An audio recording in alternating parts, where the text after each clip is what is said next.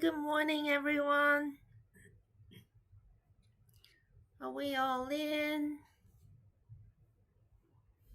Sorry, I'm just checking if volume is good.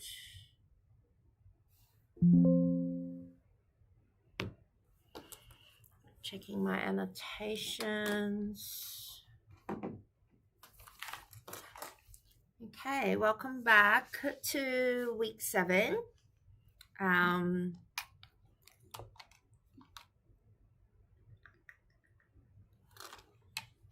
Sorry about that. Clearly, I've been talking way too much. I really hope that you guys have had a relaxing flex week. A week where you could take a break from new topics, new content,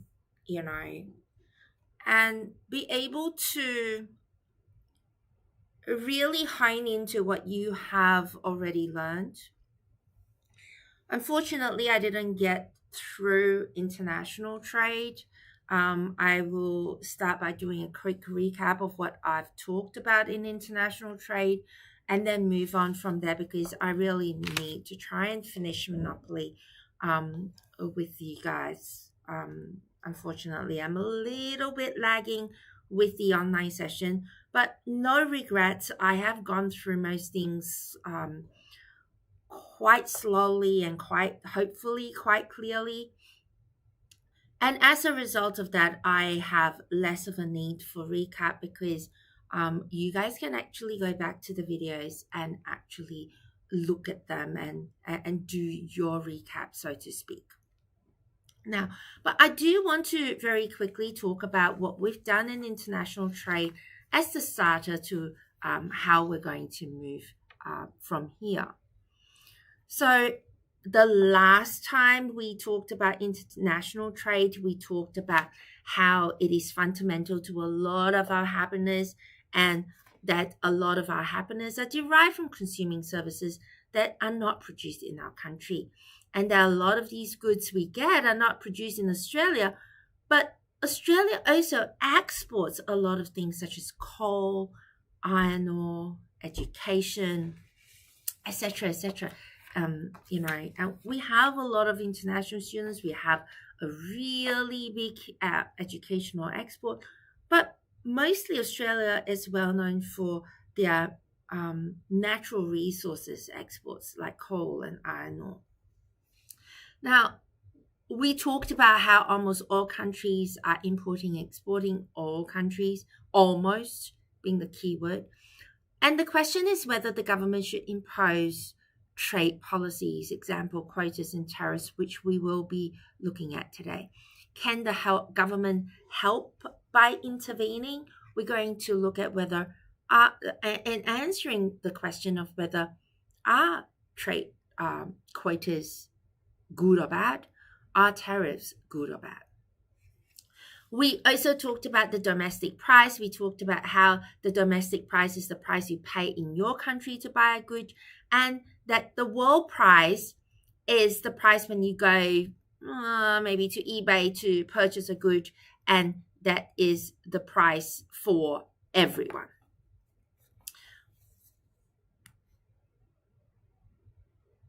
We also talked about a small open economy. And we talked about Australia as an example of a small open economy. And in a small open economy like Australia, it is an economy that participates in international markets. It is small enough compared to the rest of the world that its supply and demand does not reflect the world price. Now, interestingly, for those who are a little bit more advanced, or you might be thinking a little bit more than the usual, because I have had a few students who has been asking really, really good questions. And somebody did actually ask me, so because Australia is a really big player in the world market for, let's say, iron ore, we are actually really quite big on the world market, and as a result we can only in the iron ore market affect the world price. So we have that power. So it also depends on the product that you're talking about. So as a whole, we would like to stick to this definition for your level and say that, well, Australia as a whole is a small open economy. And because we are such a small country compared to the rest of the world, that our supply or more demand does not affect the world price. Okay. But if you hone into specific products, then, it could be a slightly different story altogether. We also talked about an example of a closed economy, and that is North Korea, also known as autarky. And we are going to look at international trade. We talk about exporting and how when you have a domestic supply curve and a domestic demand curve, we tend to meet at the equilibrium. But now we have introduced a world price because we are now trading internationally. Because we are trading internationally, we have a world price. At the world price, we look at our demand curve, and we know that at this higher price, we have a lower demand because our price increased from $10 to $15 per rabbit in this particular example. But at the world price, we are supplying 900 rabbits per month. Now, the difference between your supply, your domestic supply, and your domestic demand, it is the difference between that is your exports. You are exporting 700 units outside of Australia. So it isn't particularly great for your domestic consumers in terms of rabbits because the price is a little bit higher, whereas it's great for the consumers. For the producers. I repeat, it's not great for the consumers because the price is higher, but it's great for the producers because the price is higher and they're willing to produce more. Therefore, the increased sector D. Now,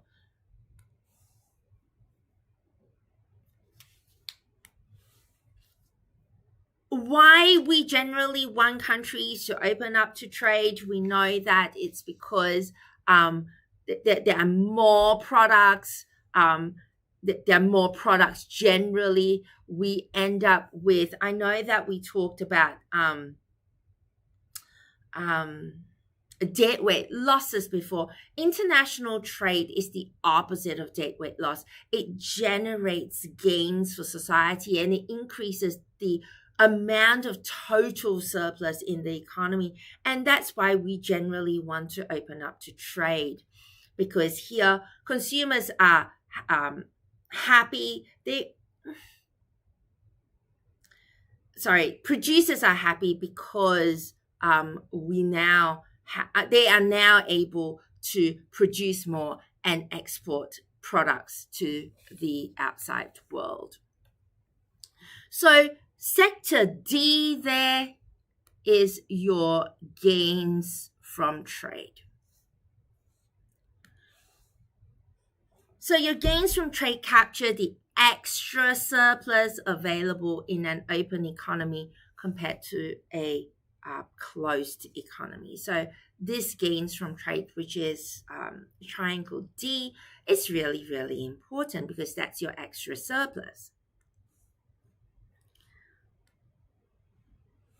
Then we look at importing. If the world price happens to be below your equilibrium price, actually. Not a bright enough color for me. There. So we started off equilibrium at $3 with a total of 50,000 bananas, $3 per banana. But with trade, the world price is at $2. Okay. Clearly, internationally, we have producers that are more efficient and they're able to produce the product at a lower price. At this particular world price, we go to our supply curve, we go to our demand curve, and here our domestic supply has decreased from 50,000 to 20,000, but our domestic demand has increased up to 70,000. And we used to call this excess demand. This is your quantity supply, this is your quantity demand, and clearly your quantity demand is greater than your quantity supply. So we call that excess demand. However, in this economy, the efficient Australian producers are still producing in this particular sector E here. The efficient producers are still producing. But the inefficient producers are no longer producing. So at this particular point is where your efficient Australian producers are still producing at that particular price. So your Australian producers here are suffering because they have now to compete with international producers. Therefore, they lose that green area here. Okay, they're losing that area that they originally had. Consumers, on the other hand, they are super happy because they have now gotten a much bigger area of surplus. They have the entire area of, let's see here.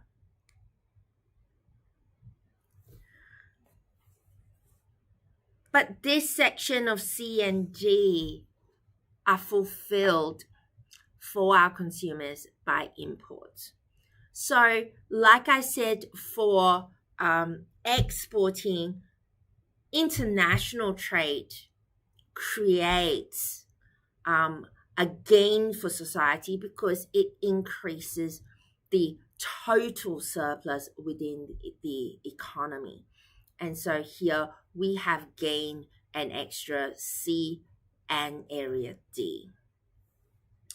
Now, of course, here it comes at the expense of less efficient Australian producers who are going to produce less. It is compensated by consumers getting more happiness and because they can consume more at the lower price. Okay, now I think I sort of stopped there. I will keep going because we basically need to. Now here, now if you ask consumers if they are willing to compensate producers by transferring to the producers the area they have lost, which is area B here, because competition is tough under international trade, I'm pretty sure that the consumers will say that they are happy to compensate the producers for what they've lost, purely because consumers will be happy to compensate the producers for what they have lost because of international competition, because they still have achieved the extra area of happiness, which is C and D. So therefore, what we're saying is international trade with redistribution is Pareto improving. We can compensate the producers for what they have lost and still have an extra surplus for the consumers to enjoy. Now, imagine that pink area growing every day of trade and happiness being accrued by people. Over time, that is a big difference that we can see. And we compare that with, when we look at countries like North Korea and South Korea, that difference that South Korea has because of international trade over time, this changes everything. No matter whether you're talking about it from, North Korea's point of view or you're talking it from South Korea's point of view, we know that trade makes a big difference. Now, okay, we've talked about exports, we've talked about imports. Now, what we're going to look at is the additional benefits from trade. Now, we know that trade benefits consumers and producers. Consumers have access to a wider variety of goods.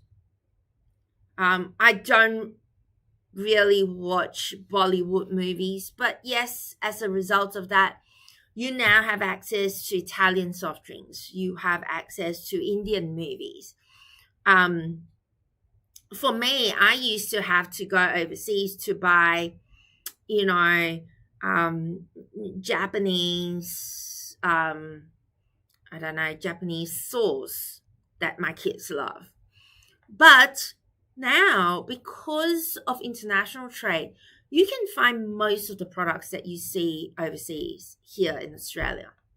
And that's a great thing because it means that when I go to Japan for holidays, I don't have to bring back as much stuff because I can generally find it here, unless they're, significantly cheaper, of course.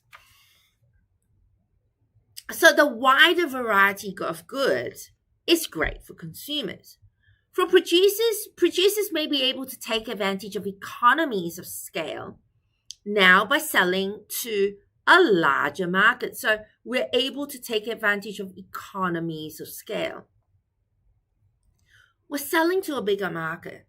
We're not only selling to our small, tiny island of Australia. We are able to sell to the US, to the UK, maybe even to China. Then we talk about, when we talk about economies of scale, we say the larger the amount you produce, the lower the cost of production and therefore more efficient.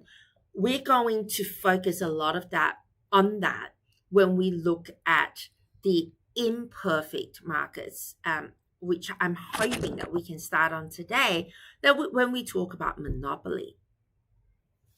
Now, the next benefit from trade are your domestic monopolies.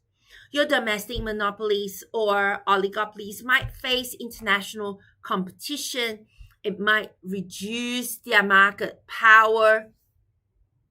We're going to focus on that, on monopolies and oligopolies in the next 2 weeks. Now, finally here, with regards to the additional benefits from trade, we then talk about the flow of ideas and technology. Now, as a producer, I can see the products of other producers coming from overseas. And so I can see, that's a really good idea that you put into your product. I can copy that. If, of course, there's no copyright or patent or intellectual property as linked to that.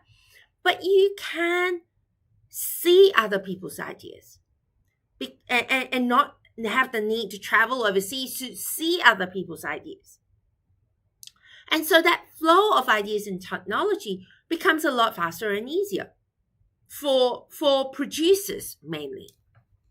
And even consumers can go, oh, wow, we now have access to this particular type of technology because of trade that we might otherwise not have because, we don't trade with everybody else. We don't see what is available outside of our market unless we travel overseas, of course.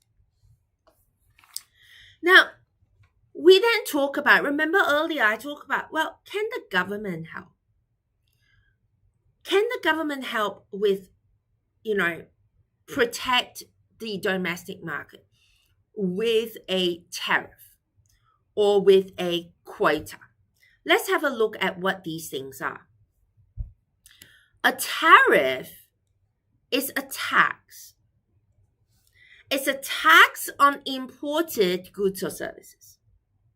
Clearly, a tax indicates that this goes to government. And this is government revenue. So with the tariff, the producers do not collect that tariff. That tariff does not go to the producers. So I'm going to call it a tax. But this is a tax specifically targeted at a group of people, which is why they call it a tariff, okay? Because this tax is only targeted at your international producers.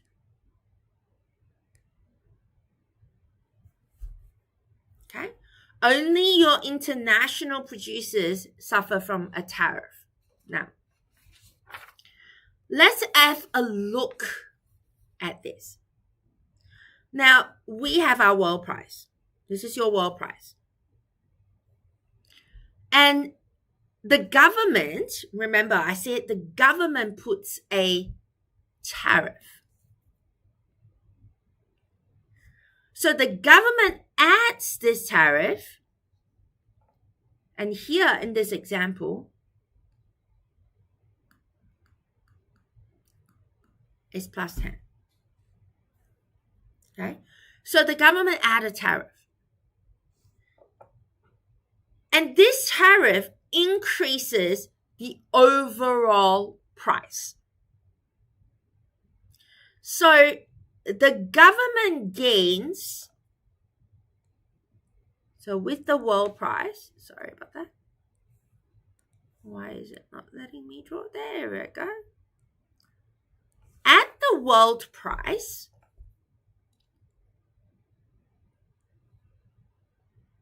this is our supply curve. So this is our quantity supplied. And at the world price, this is our quantity demanded. Now, the government gets this section here. So the government gets that J is tax revenue. And that tax revenue is your imports multiplied by tariff.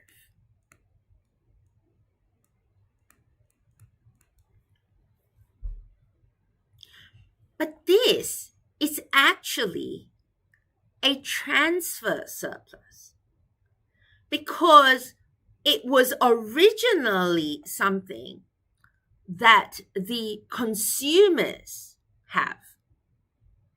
Okay? Remember, area under the demand curve and above the price.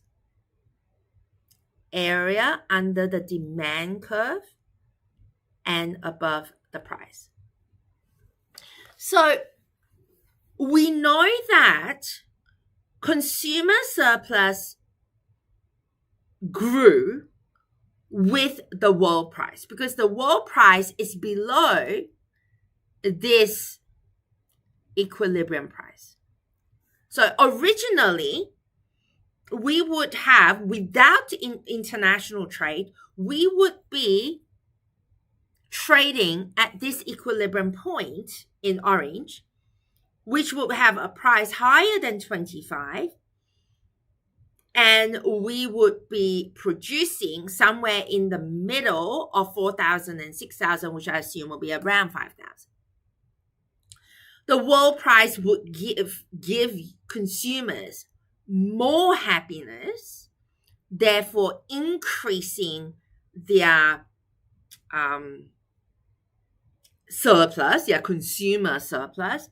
But with the tariff, that consumer surplus has now shrunk because the price has increased.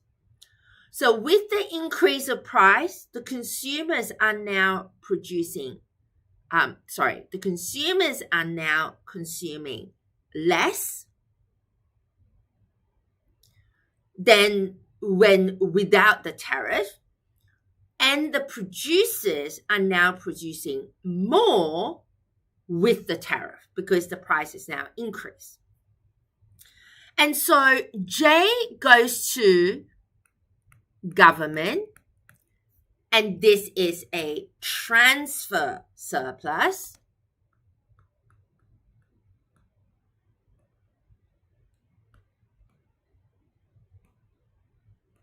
This is a transfer surplus from consumer to government. The other area, remember we say that the producer surplus is the price below, the area below price and above your supply curve. This was originally, with the world price, this was originally the producer surplus, but now the producer surplus includes area H. So area H is now given to the producers from the consumers, and so that's also a transfer surplus to producers. Okay. So now with a tariff, we ended up with two areas which are dead weight loss. Okay. So now, local producers are now producing, but because it is on the upper part of the supply curve, it means that it is more expensive for them to produce. The marginal cost is higher than the world price. Okay? So the supply from the producers, from the original green triangle to that little striped triangle, includes your efficient suppliers and your inefficient suppliers. So actually, a tariff might look good for the producers, but it's not really good because we are really better off to buy from the very efficient suppliers in the international market. Okay, hopefully you got that. Now, this area here, area I,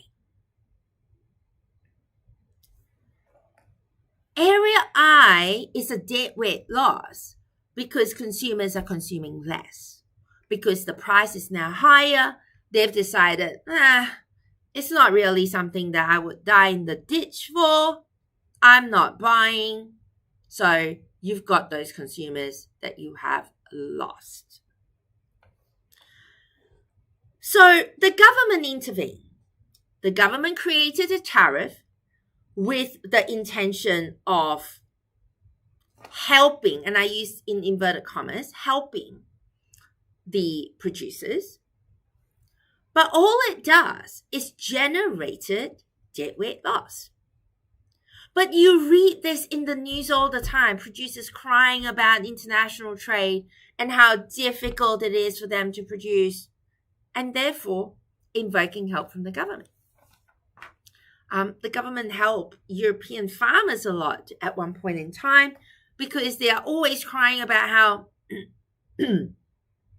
goods were so much cheaper coming from, overseas, and it is cheaper. But one of the key things is when you put on a tariff and it is helping sort of the producers, but you're really just helping the inefficient producers. Okay?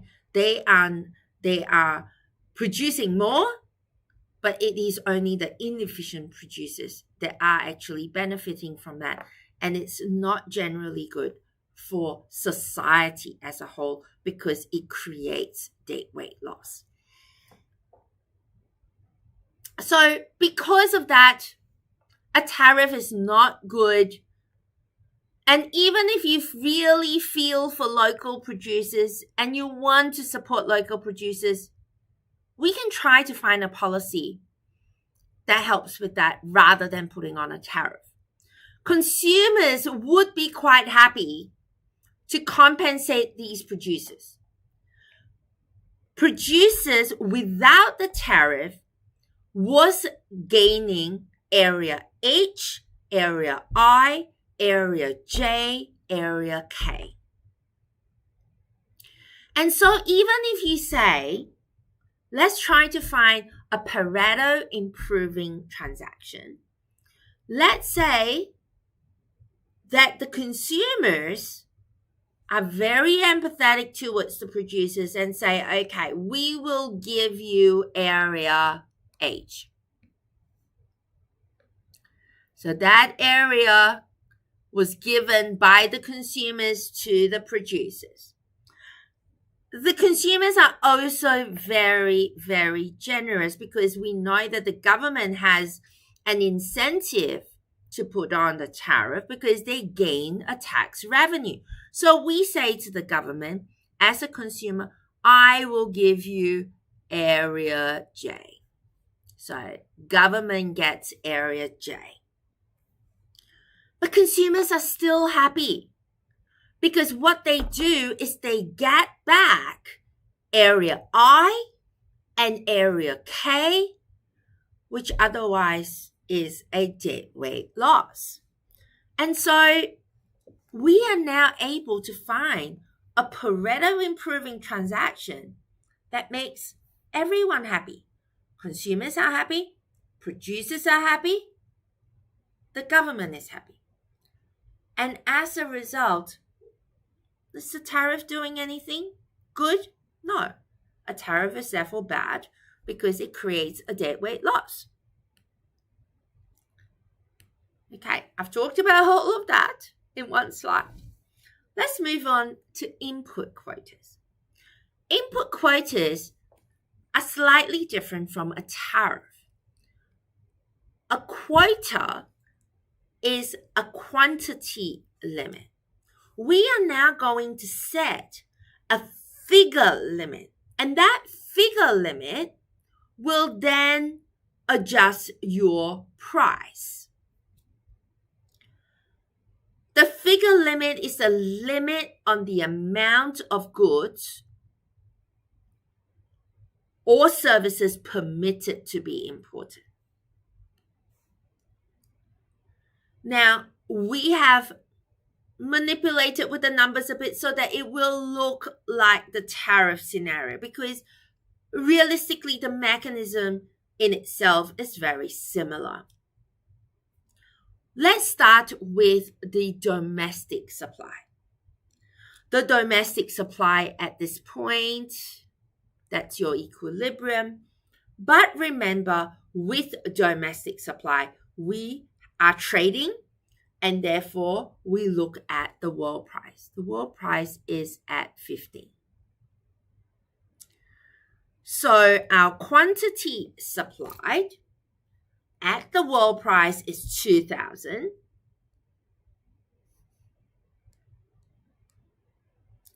I'll put Q as W, and our quantity demand at the world price is 7,000. Now we've put on a quota. The quota, let's say, is 2,000 units. The quota is the distance between your two curves. It's the horizontal distance. So we're moving the curve by 2,000 units. So now our supply, when we add domestic supply plus our import quota, that gives us 4,000. Supply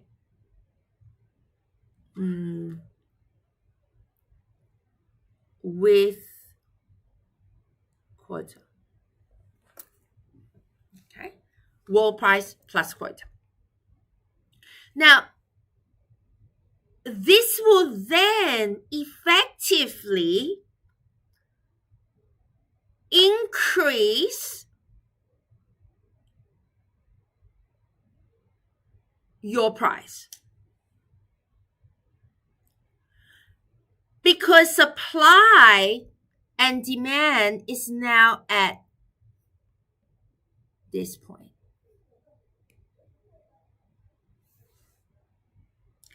And so it has the same impact as your tariff with a price increase. But this price increase, unlike the tariff, where the price increase is because of the tax that is given to the government, and that the price increase is a result of the tariff that was set by the government, this is a price increase as a result of a quota, which is a numerical figure that has been increased. So now with the increase in price, our demand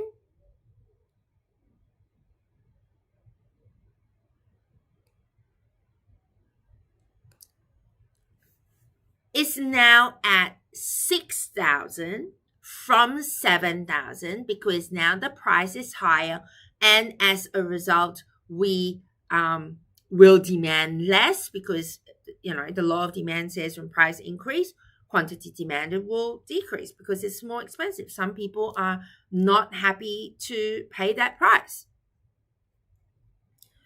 But at the price of 25, your quantity supplied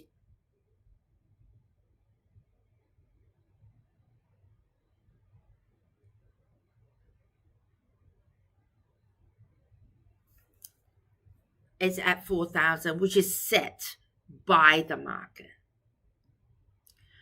Now, we know that at the world price, the entire area above the price and below the demand curve was consumer surplus. Okay? The entire area above the price and below the demand curve was consumer surplus. We know that the area below the price, it's not working for me, below the price and above the supply curve was producer surplus. Because of the quota resulted in a price increase, and that price increase decreased your consumers' demand to 6,000. And therefore, that area K is lost. That area K is a deadweight loss because those consumers aren't going to consume at that price. Now we see area J. Area J is importers. The increased price multiplied by your quota, that is importers. But your producers, your domestic producers, as a result, will gain area H because of that higher price. So same story as your tariff. Your producers will gain that transfer surplus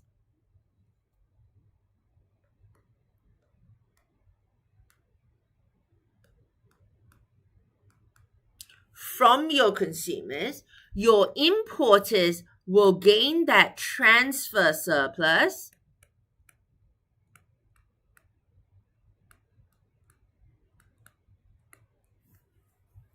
from your consumers, and area I and area K becomes a deadweight loss. And what we are saying is that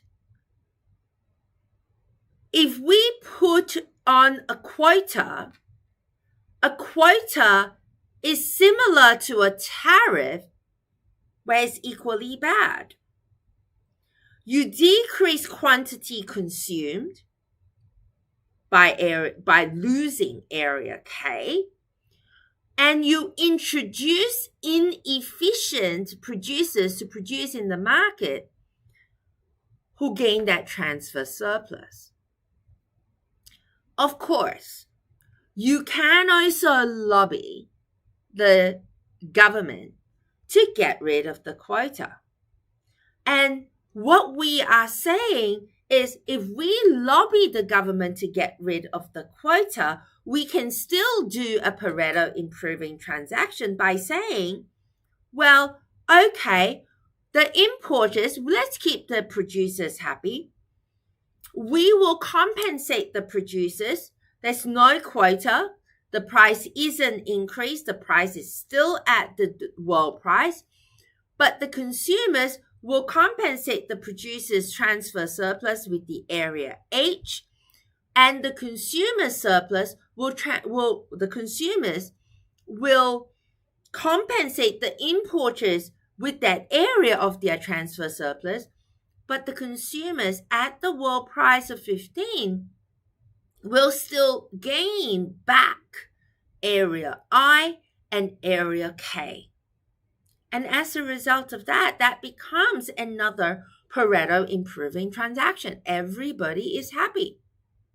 So when they then go back and go, sorry, is a quota good or bad? A quota is bad because we have deadweight losses. The only people that really have gained from it are the importers and the inefficient producers. So the quota is bad.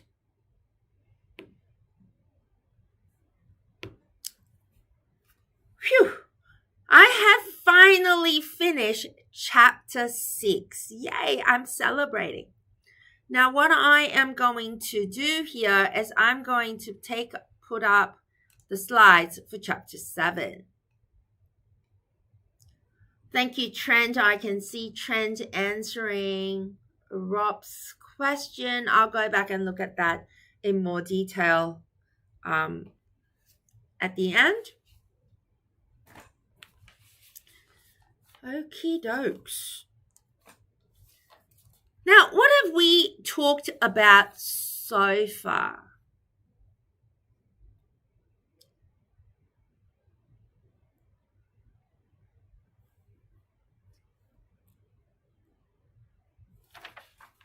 Okay, what we have done so far, we have talked about, okay, rewind.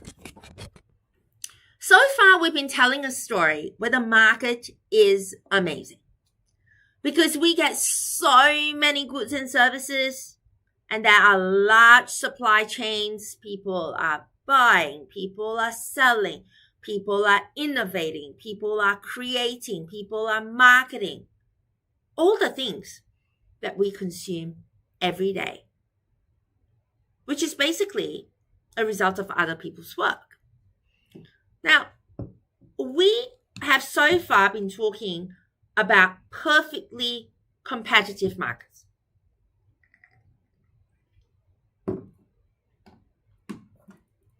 That it is the massive way people interact with each other that is efficient for society. Because the market is naturally driven by people who are doing what's best for themselves, so selfish desires, which turns out to be the optimal output for society. What do I mean by that? In the sense that surplus is maximized and things are produced at the lowest average total cost. So the invisible hand works its magic. And this is a dream situation here, where the government comes in and tries to regulate it with taxes. We talk about subsidies. We talk about the government putting a price ceiling, a price floor, tariffs or quotas. It is always a bad outcome, as we have shown you in each of the units, compared to what the market can achieve independently. This is if the market is perfectly competitive. So we have spent the whole of the first half of the term talking about perfectly competitive markets. You have to go back and look at the list of characteristics that define this market. Now, today we're going to start, and hopefully by Thursday I can finish the topic on monopoly, because today we're going to start by looking at imperfectly competitive markets. We're going to look at the different forms of imperfect competition. We're going to look at how a firm that is not perfectly competitive think about setting prices, their profit, and why this grim view of the market that we have just described kinds of falls apart when we consider imperfectly competitive markets. Now, this is the second part of the course, and I hope it will be very clear.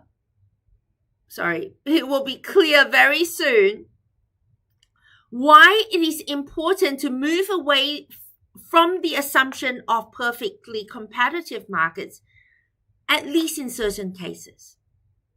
Because in the real world, we have cases of imperfect competition. So we can't ignore imperfect competition. Let's talk about imperfect markets.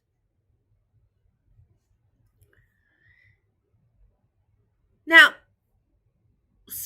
so far, we keep telling you that how a government cannot do anything to actually improve the situation in a perfectly competitive market. Okay? But what if we are in a market that is no longer perfectly competitive? This means that one or more of the following characteristics that you see on this slide, one or more of these must be broken. One or more of these assumptions must be broken. if we are no longer in a perfectly competitive market, because these were all characteristics of perfect competition. Remember, we looked at the characteristics of perfect competition, and now we're going to look at imperfect markets. And today we're going to focus on two things. We're going to focus on the point that consumers and suppliers are no longer price takers, and that there's no free entry and exit. We're going to focus on these two today.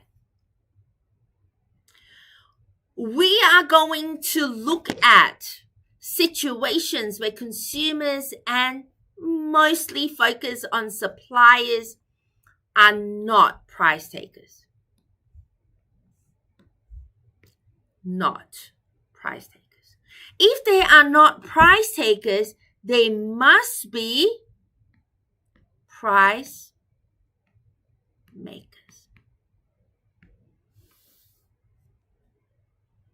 Okay. In perfect competition, I said that there are no barriers to entry and exit. No barriers. Here we say that in an imperfect market, there are no free entry and exit. No free. Before I said no barriers. Nothing to stop people coming in or out of the market. But unfortunately, with an imperfect market, you have no free, which means there are barriers.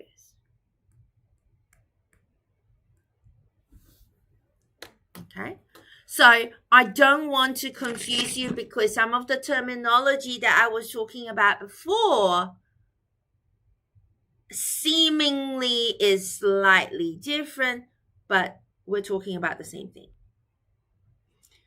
Because we say that in an imperfect competition, we are looking at price makers. To be a price maker means that suppliers have market power. Okay. To talk about barriers is the reason why suppliers gain market power, because there is now an issue or a barrier stopping other firms from entering the marketplace. So a barrier is something that prevents you. If I say I put a wall in between the walkway with no door, that's a barrier. I need a door for me to get through. But if there's no door or the door is locked, I can't get through. That is a barrier.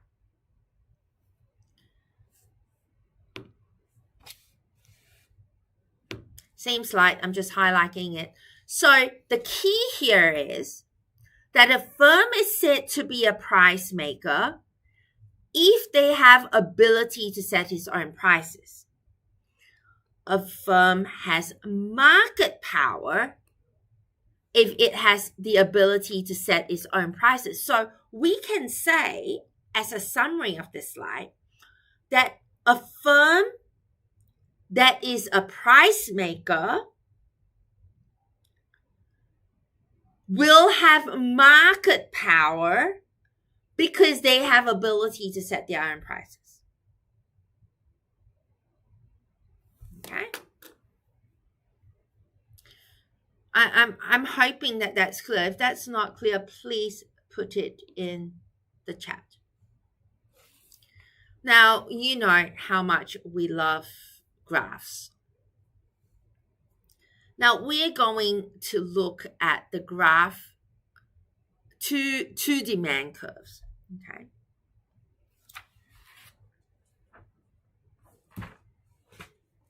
Sorry, I have in my mind talking about something else. I just looked at the time. I probably won't have time to use that example If I do, I will show you the YouTube video that I have in mind. Okay. The next slide that we have, I'm going to show you the next slide first, and I'll come back to this. The next slide that we're going to be looking at is this. We're going to look at the different types of market power, or the different types of imperfectly competitive markets, because it comes in a scale. If you think about it, you know, in this scale, okay, can't think of a better word for scale. We talked earlier about perfect competition.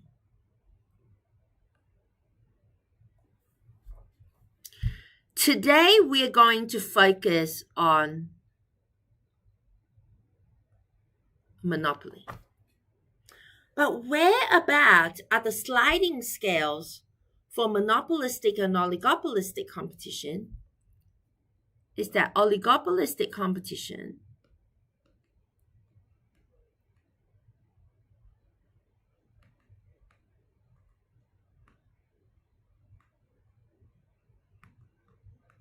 is somewhere here, and monopolistic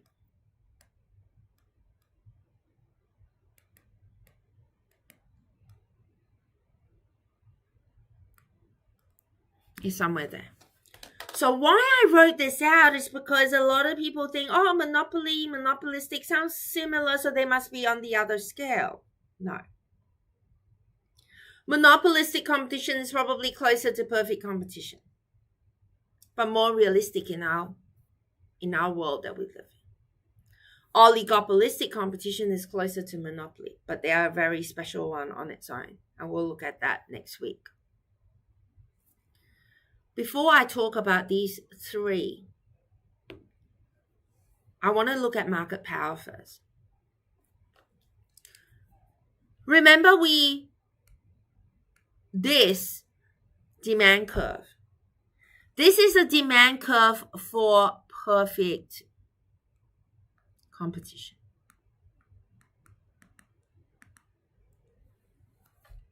Okay, so this is a demand curve for perfect competition, because the market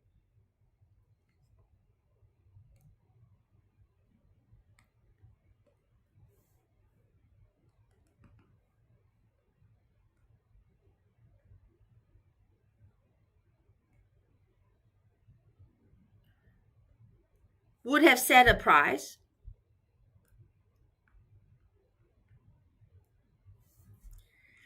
and each individual firm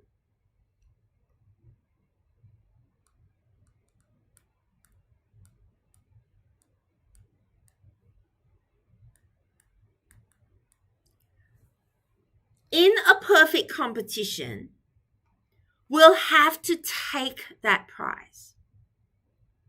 And no matter whether you produce quantity 10 or quantity 10 million, you take that price.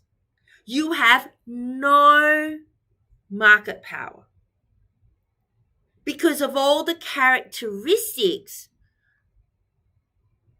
that determines that this is a perfectly competitive market. So no matter what type of quantity you are producing, you are still producing, your demand is at that same point. Meaning that if we increase the price and we set it at price P2, there is no demand. Clearly, we don't want to reduce our price. In an imperfect competition, in an imperfect competition. The demand curve is downward sloping. The demand curve is downward sloping because I'll give you an example. Okay.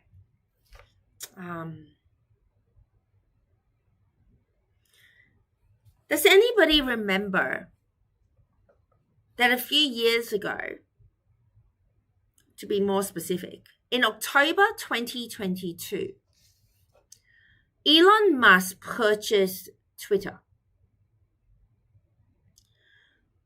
And when he purchased Twitter, after the transaction for Twitter, after he acquired Twitter, he wanted to charge, I'm pretty sure he already had that in the back of his mind during the negotiations for Twitter. But he wanted to charge for Twitter Blue, which is a blue verification check mark of some sort. Okay. It existed before, but it was only for really high profile people. People weren't charging for it. I can't actually tell how it was acquired prior to Elon Musk taking over.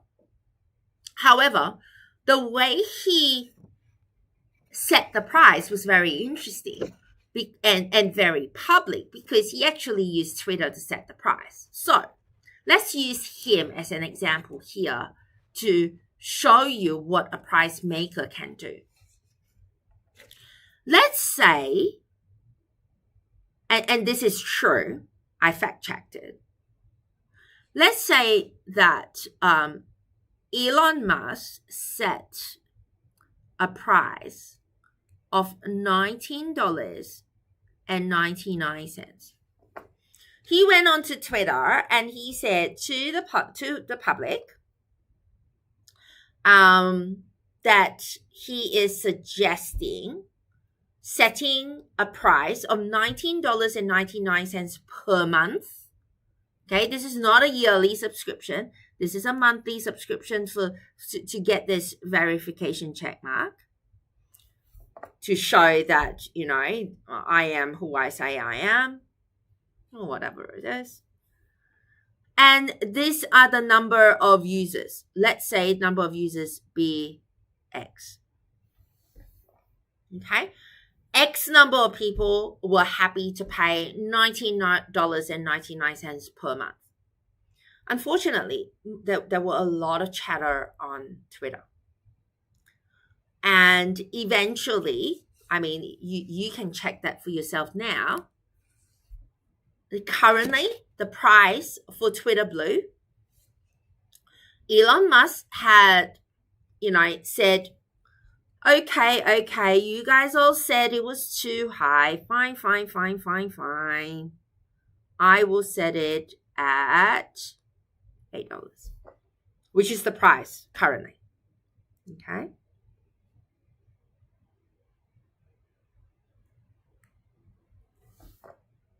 And so as a result of the price that is currently set, clearly this is a lower price, but he knows, Elon Musk knows that at $19.99, he is only going to get a very, very small piece of the revenue. But he knows that at $8 is not quite $10. It's lower than the original $19.99, which is a psychological pricing for $20. And it is less than half. And so there are way more people. Look at the increase.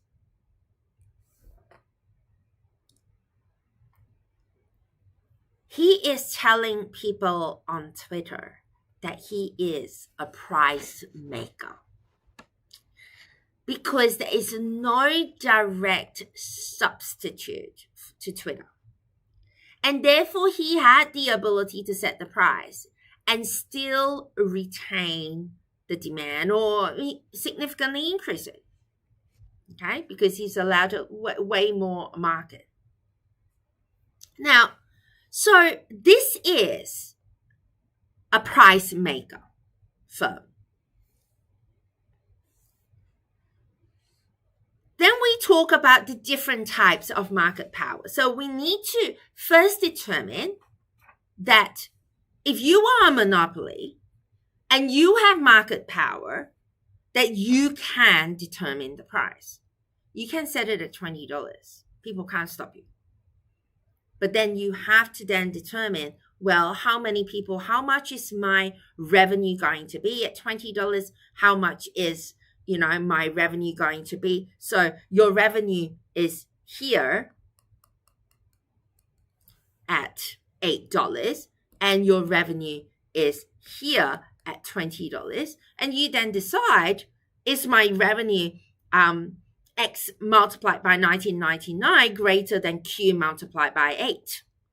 And I can guarantee you that Q will be greater than, multiplied by 8, would be greater than the area of X multiplied by 1999, which is why Elon Musk chose that number 8.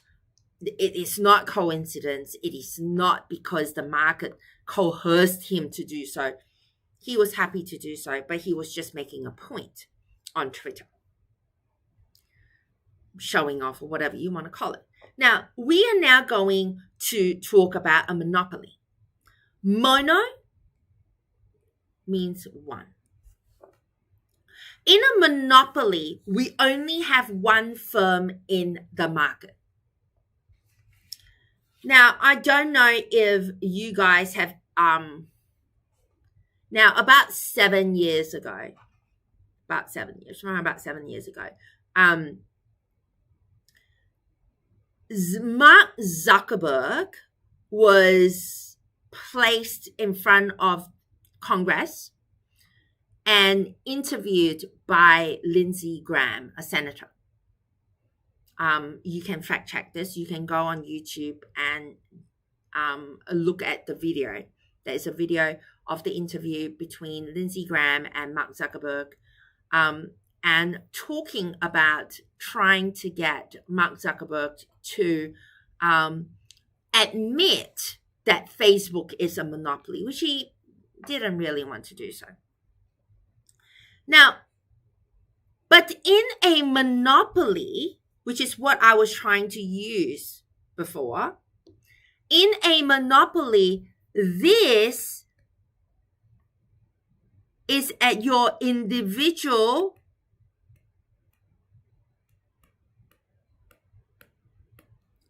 demand curve. And this is also your market demand curve.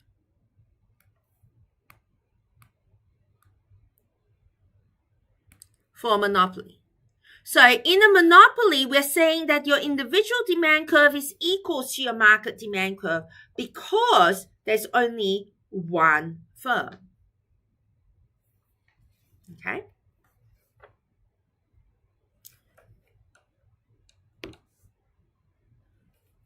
So the firm's demand curve equals the market demand curve is what we're talking about here. Now, I will come back to monopolies. I'm going to talk a little bit about the other two types and then come back. Now, with monopolistic competition, we're not going to do that in this course. But I will still give you a brief blurb about it only because I did tell you that this is closer to perfect competition. Remember, in perfect competition, our products are homogeneous. They're all the same. But in perfect monopolistic competition, these products are slightly differentiated. A little bit different. They are almost perfect substitute, but not quite. Give you an example. My son said to me, Mom, can we go to Watson's Bay to eat fish and chips? And I'm like, well, fish and chips is fish and chips. Can we eat at East Gardens, for example? Fish and chips is cheaper. But he goes, I really want to go and eat there because I think it tastes better. But really, what he wanted was he wanted to go and look at the view. He wants to go and see the ferry come in, and he wants to go and feed the seagulls some chips. And so realistically, what he wants is the location. So we're talking about a fish and chip shop at East Gardens in the middle of a shopping center versus going to Watson's Bay, nice view, sitting down and eating fish and chips. So fish and chips is fish and chips. Okay. But here, they're almost perfect substitutes, but the location is different. Another example could be your petrol stations. A petrol station, a 7-Eleven petrol station in Kensington versus a 7-Eleven petrol station out in the south. They're sort of selling the same price, but well, Kensington's closer to me and it's just on my way home from work. So I'll go to the Kensington one. So the location helps distinguish the product. Okay, so these are these are monopolistic competitors where there are large number of firms. Okay, I don't know whether you noticed that when I talk about petrol stations, I didn't mention BP and Shell and Ampol and Caltex. Because those, yes, they do have petrol stations. But they are on the broader scale oil refineries. Okay? And when we then talk about, we're not now talking about petrol stations, we're talking about oil refineries. There are only a small number of them. Okay? When we talk about oil refineries, you talk about the Shell, the BP, the Ampol, the Caltex. They are only a small number. Even when we look at mobile phone manufacturers, you look at your Apple, your Samsung, I'm not very good with them, your Google, your Motorola, maybe your Nokia. That there are a handful of others in the world market, but considering it's still a small number. And the goods are sort of close substitutes. I mean, if I have a phone, I don't like the Apple, I might buy a Google Pixel phone or a Samsung. And so these are what we class as oligopolistic competition.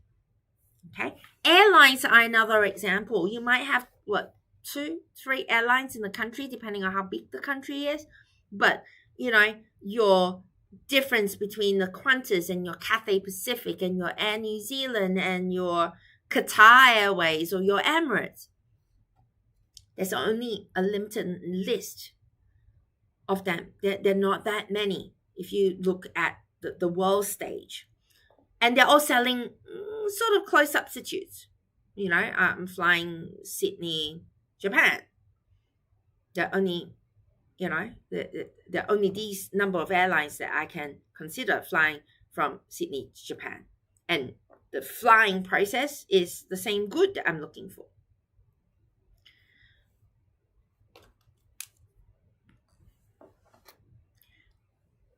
Next, we're going to look at barriers to entry. Okay. What is market power? You can't have market power if you have people being able to just come in. So, what are some of the barriers? The key word is barriers to entry. Now, If we look at car manufacturing, okay, compared with a monopoly, okay, focus today, we're talking about monopoly here, okay, compared with a monopoly, let's look at the car industry. There's a lot of competition. There's a lot of different brands. And these days, China is coming up with even more brands. Every time I look at a new brand and I Google what that is, it's a Chinese brand. So there are more and more brands. There are more and more car manufacturers coming onto the market, meaning there's a lot of competition.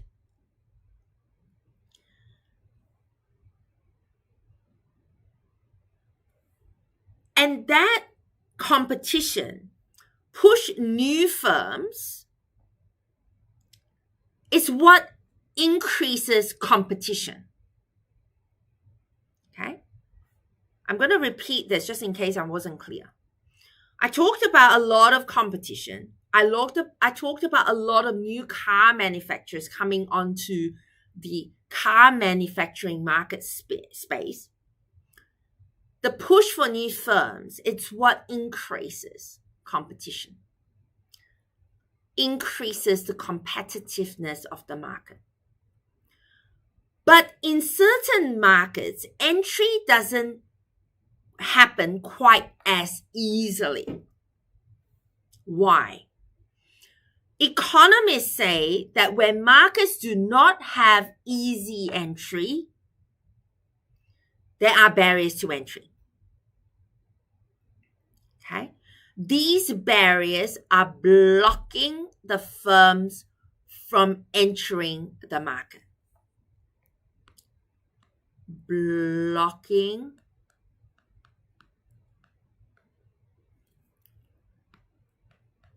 entry to market. These blocks are making the market less competitive. And in turn, it creates market power. One example that I'm going to talk about first up is the control over scarce resources. Have you heard of the organization called OPEC? OPEC stands for Organization of the Petroleum Exporting Countries, OPEC. OPEC is an intergovernmental organization made up of major oil-producing nations, and they coordinate policies to manage the global market. What OPEC does is OPEC sets product quotas for member countries, and they influence global supply and prices. Okay? Now, there are 13 countries that are part of OPEC. 13 member countries. Okay? 13. Saudi Arabia is the largest and most influential member. I'm going to talk about OPEC again next week when we talk about oligopolistic competition.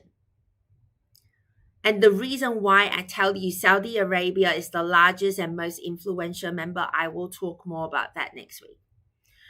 Because Saudi Arabia is the largest and most influential member, it is therefore the de facto leader because of its vast reserves. It also has a vast production capacity. And therefore, they have control over scarce resources. Okay? Very important. If you have control, you have market power. Okay? What about government-created barriers to entry? Why we say that these are government-created? Because the government hands them out. Things like patents, things like copyrights, things like licenses. Sometimes it is the government that deliberately creates barriers by issuing these patents or copyrights or licenses. For example, if let's say all of us have just created, or we have a company that's been researching cancer curing medication, let's say for example, okay? And we have now discovered a drug that cures cancer. The first thing we're going to do is not to sell it first. We're going to patent it. A patent, a pharmaceutical patent, will last you 20 years from the date of filing. And so you are given that market power from the government itself for the next less than 20 years, because it is 20 years from the date of filing. You have less than 20 years to gain the benefit from that patent. The government is making you into a monopoly by giving you full control over the production of that cancer curing drug. And so you have the ability to make money and hopefully recoup some of the costs of the research, of the years of research of finding that cure. But also the reason why the government does it is not so that you can make money, but you have the incentive to innovate, because you know that if you find the cure for cancer, you can recoup the cost of research and development. So that's your incentive. Now, with increasing returns to scale, this is a very important point. I'm going to just quickly touch on it, and I will continue with that next week. This is a very important point, and one of the main reasons why we have monopolies. With increasing returns to scale, let me see if I have a space. Increasing returns to scale is also known as economies of scale. It is when your average cost of producing a certain good decreases with the amount of goods produced. So when we are producing the good, our average total cost is decreasing. The more we produce along this curve, the lower our costs. So as your quantity increase, your average total cost is decreasing. Okay? And so with the increasing returns to scale, you'll find that firms experiencing increasing returns to scale become more profitable with size. The bigger you are, the more profitable you are, because you have economies of scale. Because if you are a single firm producing a large quantity of the good, you can do so more efficiently than if you have lots of small firms producing small amounts. I am going to stop here.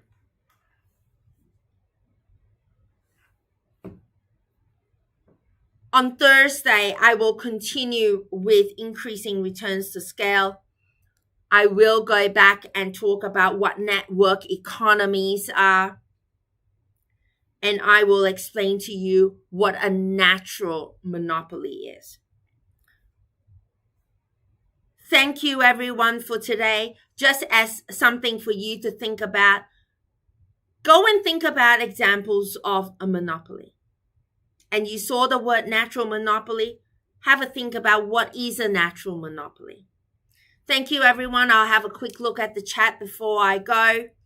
Thank you, Trent, for answering all the questions. I saw the answers that you've made. Thank you so much. Thank you so much for being patient with me. I know sometimes I can be a little bit slow, but I'd rather be a little bit slow and clear rather than speed up. If you think I'm a little bit too slow, please let me know. If you think I'm still a little bit too fast for you, please also let me know. I won't take any offense. I would like to improve the experience for you. Thank you, everyone, for today, and I will see you all on Thursday. Bye, everyone.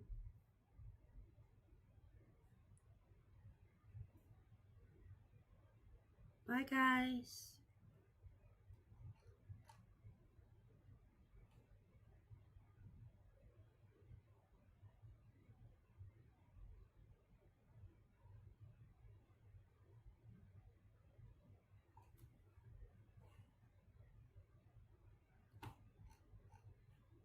Thank you, Vanisha.